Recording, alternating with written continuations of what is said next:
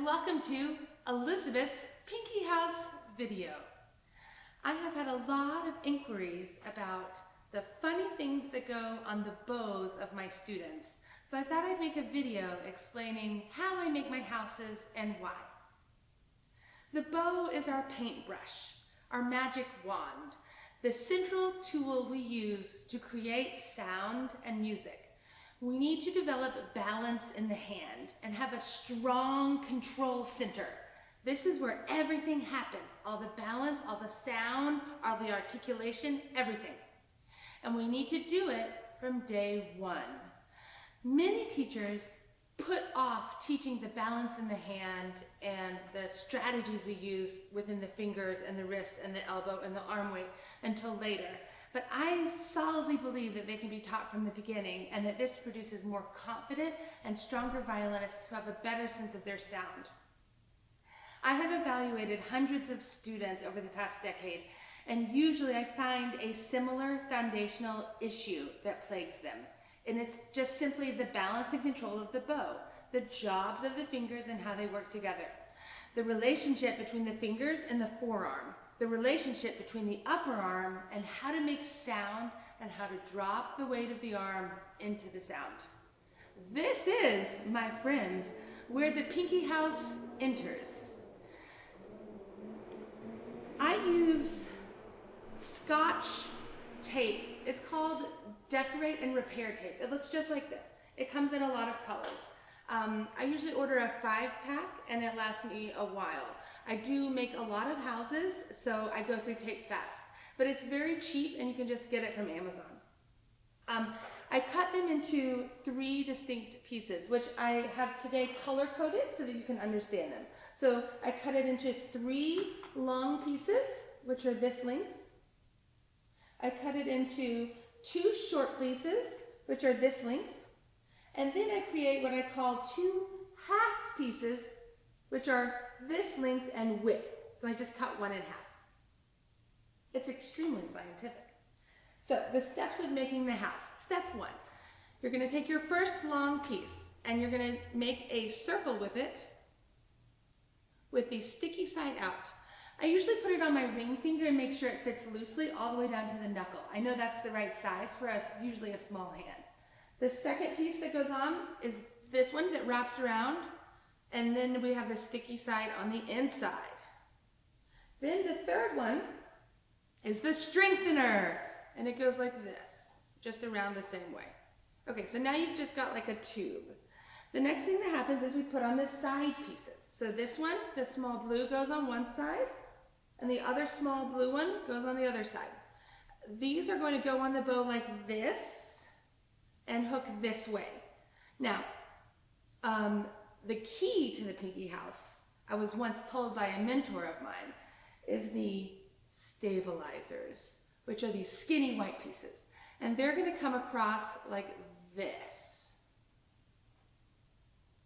So one on this side, and then one on this side. And they go around the bow like that, and you wrap it so that the house can't move once it goes on the bow. You can adjust this house in many ways. The house usually falls above the eye on the bow, which I'll show you in a minute. I find that works best for small hands and creates no tension in the stretching of the pinky. You can adjust your house very easily to however you want it to fall on the bow. You can also adjust the width, the long pieces of the house. If the student is about to graduate from the house, sometimes I'll do a longer width and make a wider or shorter pinky pool. So you can cut the top of the house off so that the pinky has more space to move within the house.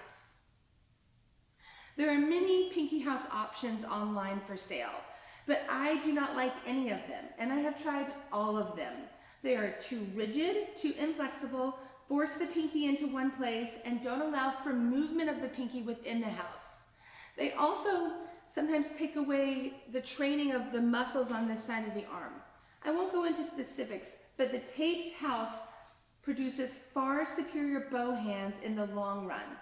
And just by the way, the Pinky House is not my invention. I'm passing down pedagogical knowledge to the next generation of teachers in just a happy giving way. Okay, So now I would like to show how the pinky house is applied to the bow. So I do like to aim it over the eye of the bow for most hands. Again, it's adjustable. You're going to secure it with the sides, just like that. And then the very important stabilizers like this. And then the second one. If the student needs more support, I'll make a higher house. And if the student needs less support, I'll cut off the top and make a lower house. So at the end, it looks like this. Usually I do use the one color. I am just using multiple colors right now to show the difference in tape. When the student places their hand in the pinky house, they'll automatically get a sense of organization, a sense of structure, and strength. So I'm going to invite my darling Marina right now to join us. Hey Marina. Hi. All right, so would you mind holding your bow? Beautiful. So Marina's got a really great thumb position right now. It's soft and pliable right here. It's flexible. I can tell that she's ready for a beautiful legato sound, or to do collé, or to have a nice off the string stroke. She's got nice huggers right here, taking control of the bow. Her index finger is ready for action, but also is relaxed. And finally, her pinky is standing in his house. And her pinky has a lot of strength with the help of the house. Okay, Viola. Great. Sweetie. Okay, and let's come forward just a little. Good.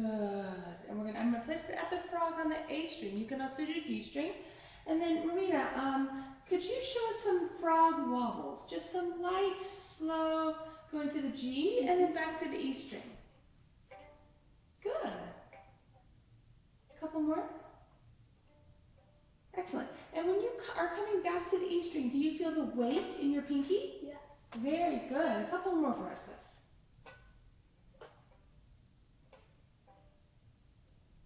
Great. Can you feel the shift of the weight in your fingers? Yes. Wonderful. I'd like to introduce my student Ashley, who is representing a student who is moving out of the pinky house cycle.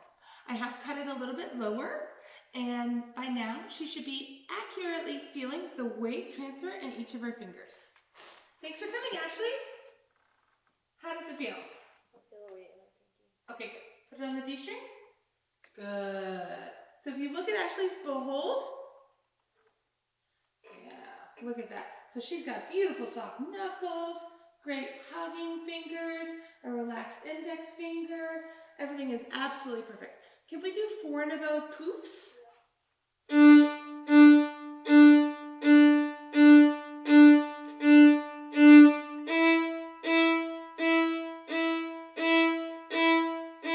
Good, Ashley, good. Now, as you're traveling, do you feel that the weight moves from here to this part of your hand? Yes.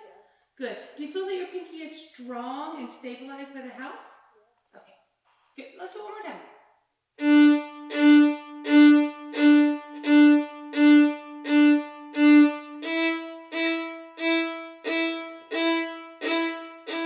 Excellent. Very, very good.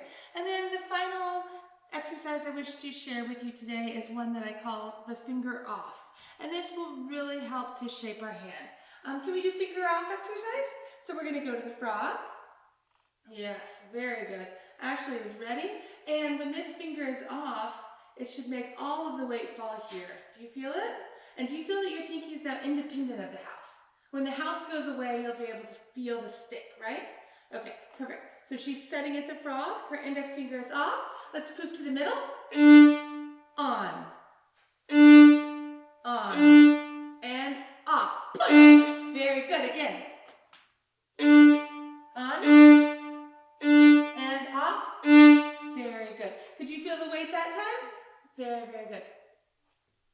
Thank you so much for watching my Pinky House tutorial. I hope this has answered a lot of your questions, and please don't hesitate to reach out to me if I didn't address an issue that you would like to discuss. Thank you very much, and I hope to hit you soon with another pedagogy video.